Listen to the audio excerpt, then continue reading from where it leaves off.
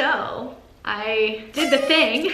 I got the bang. Feel like I should have waited until I had enough time in my life to be able to look up a couple of videos on how to style curly bangs, because I don't hate them, but I feel like they could be a lot better if I learned what to do with them. So if any of you guys have any like pro tips on how to style curly bangs in a way that doesn't take like an hour, because I'm super low maintenance, which means it's probably a bad idea to get bangs anyways. So like low maintenance curly bang styling tips in the comments, please. Help your girl out. Anyway, today we're not talking about a new haircut. We are talking about 7 tips to help you lose fat overnight. Because here's the thing, the best, healthiest, most sustainable way to lose fat is when you can implement small healthy changes that just result in you losing fat, rather than actively having to like intentionally put yourself in a calorie deficit and feel like you are restricting and feel like you're kind of battling against your own body to get yourself to lose fat. And that's not to say that you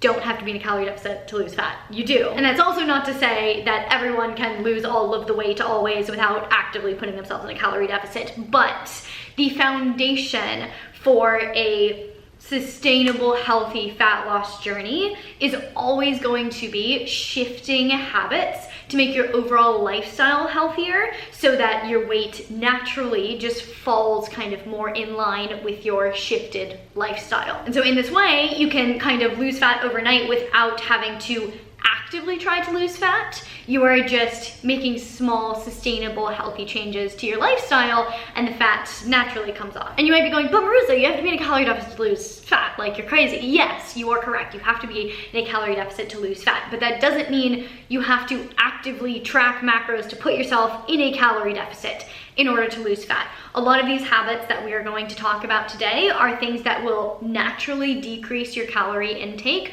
without you actively having to try doing that, and naturally increase your calorie burn without having to like add a ton of cardio. This is how I approach fat loss with a lot of clients that come to me hoping to lose fat, and that's with habit shifting. Like we start with just slowly shifting their lifestyle in a way that feels healthy, feels sustainable, feels good for them.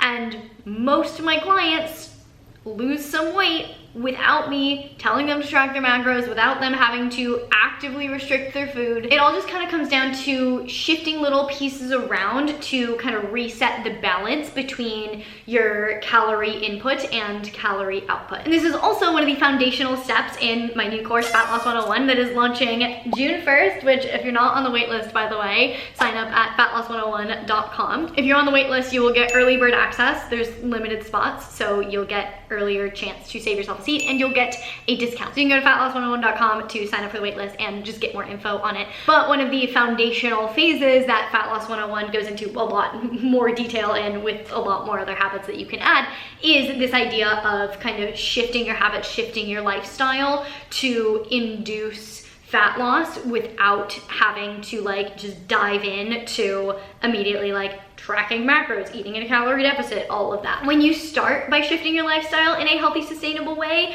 your ultimate results end up becoming a lot more sustainable because you've already created the lifestyle needed to maintain those results once you get there. A lot of people find that when they start out by just actively putting themselves in a calorie deficit, trying to lose weight, etc., they might lose the weight, but then they regain the weight afterwards. And a lot of this is because they haven't implemented the necessary shifts in their lifestyle in order to keep the weight off. Depending on how much weight you have to lose, you can't always just go back to your original lifestyle that you were living before you lost the weight. Building a healthy, stable, sustainable foundation is the key to keeping fat off for good once you lose it. So with that said, let's dive into the 7 healthy habits that you can implement, lifestyle shifts that you can make to build that healthy, stable foundation for yourself and help you just start losing fat without actively having to put yourself in a calorie deficit.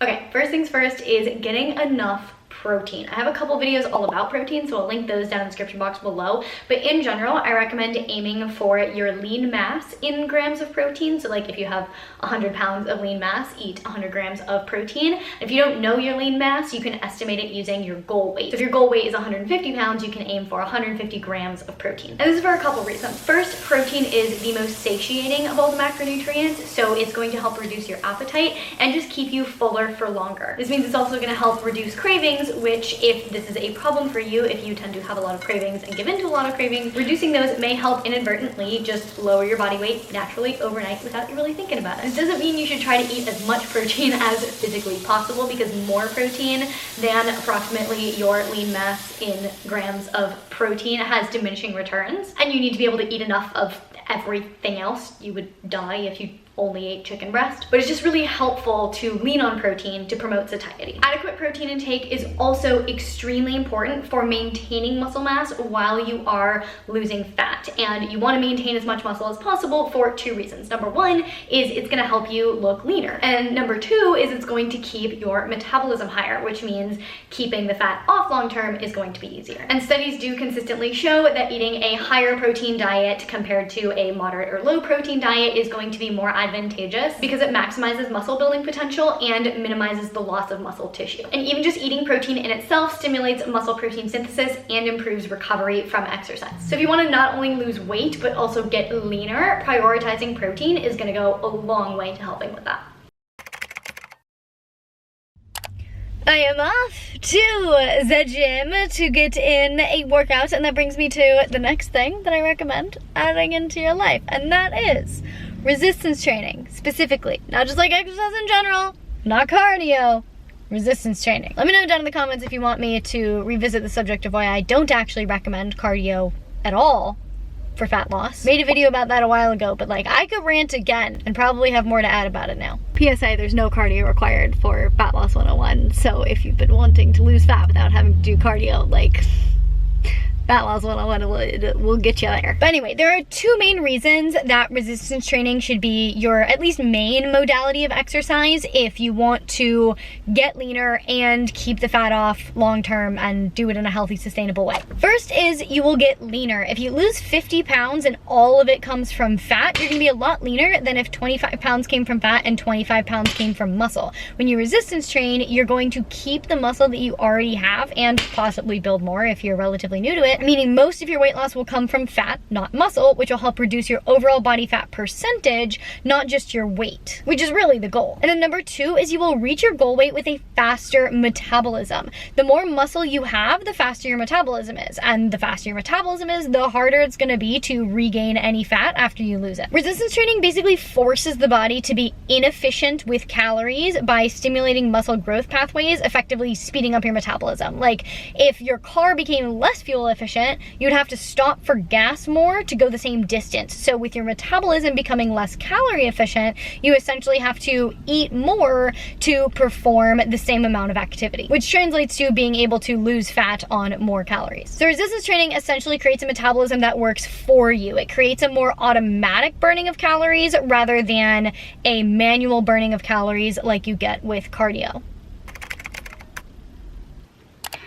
The next thing I recommend is keeping a food journal. Not necessarily tracking macros, you can add that into if you want to, but something that really benefits a lot of people that are just starting out their fitness journeys is just writing down everything that they eat and then how it makes them feel physically and mentally, if you want to include that as well. So whenever you have a meal, write down the foods that were in it, the various ingredients, and then within 15, 20, 30 minutes, maybe an hour, write down how you're feeling. And then also check in at the end of the day and write a little bit about how your overall day felt. So things that you want to kind of keep track of are things like bloating, any other sort of digestive distress, your energy, your sleep quality, any inflammation, acne, etc. Basically anything that you notice that may or may not tie into what you ate that day. And from there, after a week or two or three, you want to look back on your food journal and look for patterns. And this is really just going to help bring awareness to the food that you eat and how it makes you feel when you eat it. So something something that you might notice is maybe, you know, one week you had a craving for cake, and so you ate more cake than normal, but you reflect back on your food journal and realize that you had lower energy the week that you were eating more cake, and maybe you had some more digestive distress.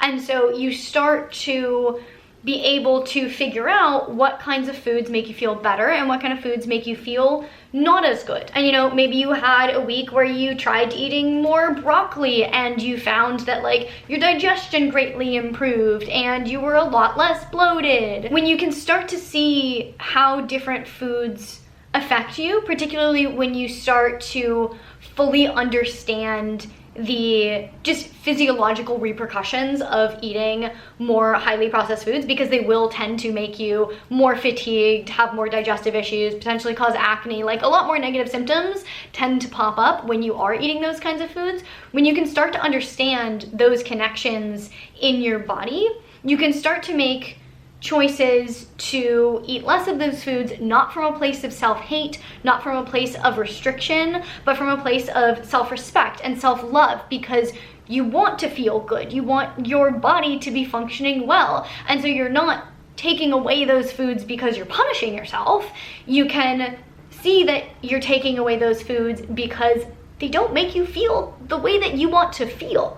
And when you can kind of shift your mindset in that way, it becomes a lot easier to start making healthier choices for yourself without it feeling like you're being restrictive or like you're doing it because you're on a diet. And so therefore it becomes a lot easier to make these changes long term, therefore making your journey a lot more sustainable.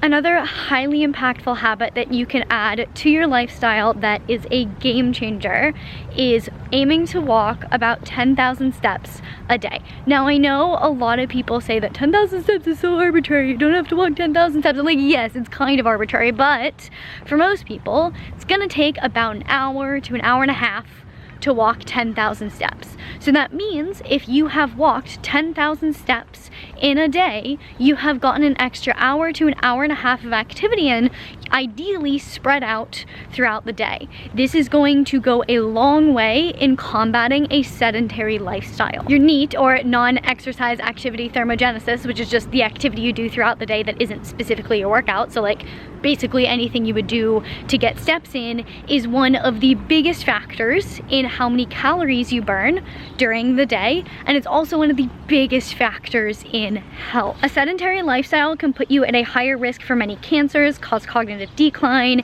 increase risk of anxiety and depression, contribute to insulin resistance, reduce sleep quality, and can cause many more issues. And staying active has been shown to lower your blood sugar, lower triglycerides, reduce inflammation, boost cognitive function, improve cardiovascular health, and boost mental health. So if you're currently only getting in like 5,000 steps a day, increasing that to 10,000 could have huge, profound benefits for you. And also in the first few weeks of increasing your steps, it would not be uncommon or unusual for your body weight to start decreasing. You're not gonna have regular linear weight loss just from increasing from 5,000 to 10,000 steps a day and then staying there, but the initial few weeks that you do that increase will increase your calorie output until your body adapts to it, and so it will put you in a slight calorie deficit, assuming you don't end up also eating more at the same time. This is some B-roll over the step squad.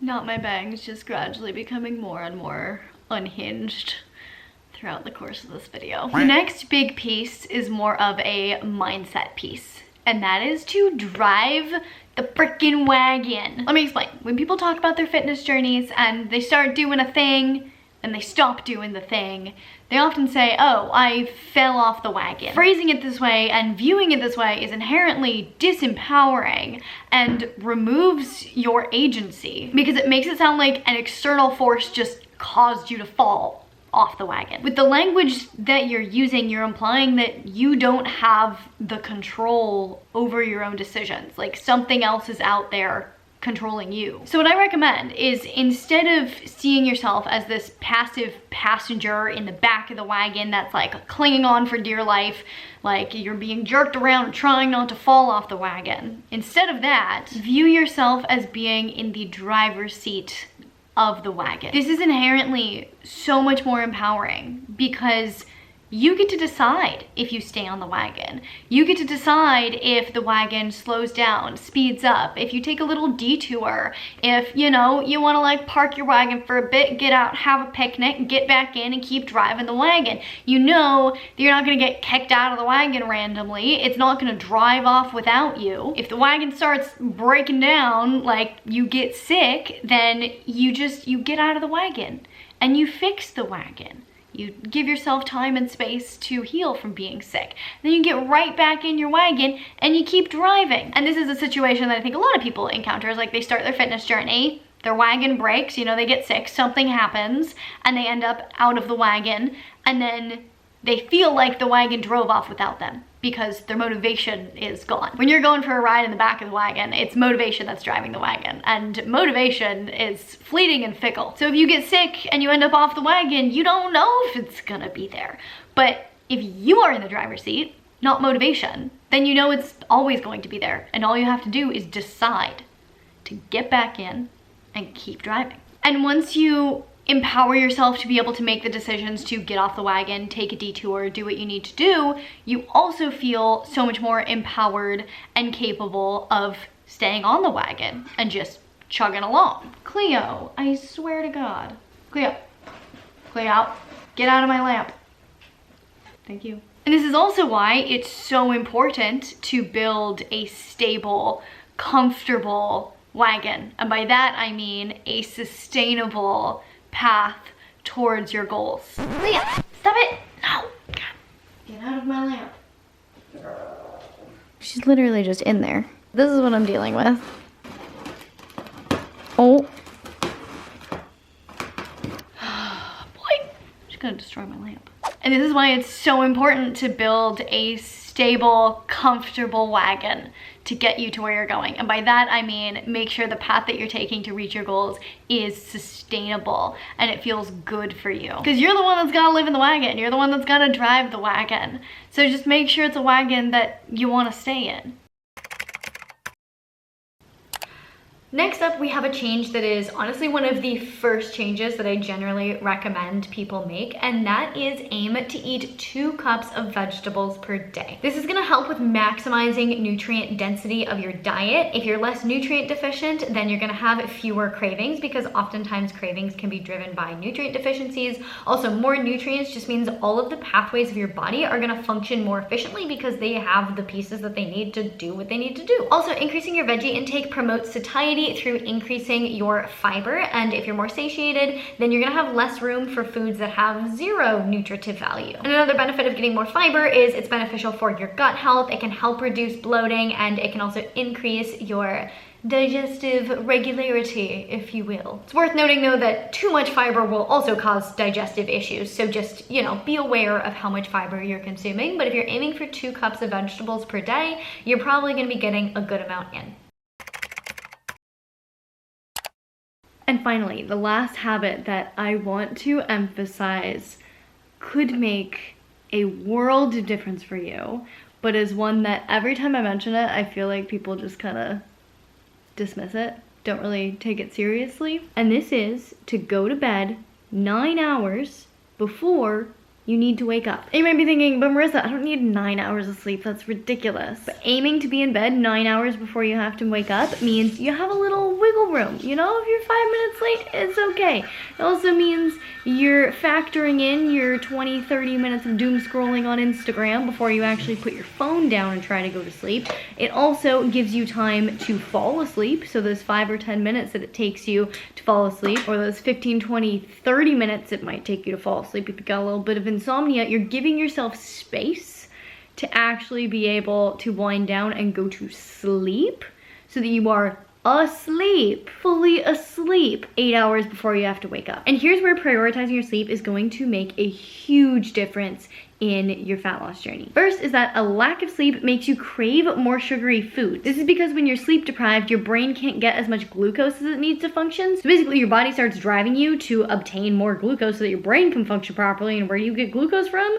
Basically all the foods that you tend to crave. Anything with sugar. So if you're not sleeping enough, you're going to be inclined to feel hungrier and eat more than you necessarily would need to otherwise. Sleep deprivation also makes you more insulin resistant. So not only are you going to be driven to eat more glucose, but also your blood sugar response to that is going to be even worse. And over a longer period of time, this is going to lead to insulin resistance, which is going to lead to extra fat storage. And then getting more sleep is going to boost the efficacy of your workouts. The more sleep you have, the more energy you're going to have, and the better you're going to be able to perform in the gym. So therefore, the more muscle you're going to be able to build and maintain, and the more fat you're going to be able to lose. And then lastly, getting more sleep is going to positively affect your hormones. It's going to put less stress on your body, and it's going to help decrease inflammation. It's the next day. We're on like day 4 of bangs, and as you can see, given up entirely today. But anyway, if you implement these habits that I've outlined in this video, it will help you start to burn fat overnight, because they should help you upregulate your calorie output, downregulate your calorie input, thereby putting you in a calorie deficit without you actively having to think about that. And that is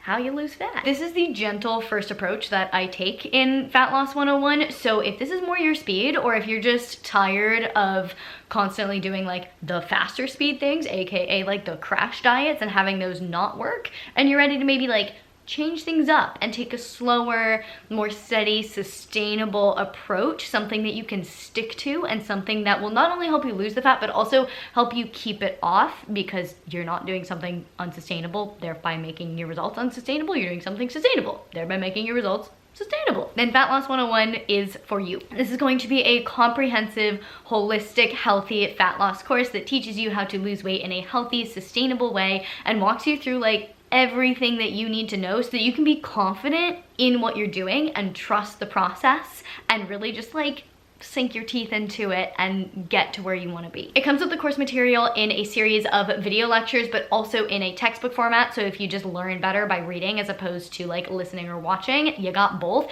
Also an audio only format, because you're like on the go, want to learn from the course while you get your steps in. And then it comes with a ton of like downloads, tools, spreadsheets, a lot of different things to just help you on your journey, a way to like customize your macros, my updated macro averager tool, like progress tracking guide, like a lot of different stuff. And then a bunch of different workouts. You can work out anywhere from 2 to 6 days a week, and you can do either like full gym equipment, dumbbells only, or just body weight and resistance bands. So like any frequency, any amount of equipment, I got you. And then lastly, it comes with group coaching from me. So I will be working with everyone that goes through this course and answering all of your questions in the Facebook group, and doing monthly live Q&As for 6 months. The course is 6 months long. And then in addition to that, within the Facebook group, you also get all of the support of all of the other amazing people that are going to be going through this program with you. And that has been one of the things that I've seen to be most valuable in Reverse Dieting 101, is the Facebook group and all of the group support that everyone gets within there. It's amazing, and it makes me so happy. So if you are interested, make sure you sign up for the waitlist at fatloss101.com. This will get you early access to save a spot, because there are limited spots, and you'll get to save some money. So leave a link to that down in the description box below. In the meantime, if you like this video, please give it a big thumbs up. It really does support me and my channel. I really genuinely appreciate it. Please share this video with your friends, your family, and your gym buddies. If you want to see more content from me all about health and fitness, you can check it out over here. See future videos, make sure you hit that subscribe button, hit the little notification bell so you get notified when I post a video, and I will see you very soon. Bye.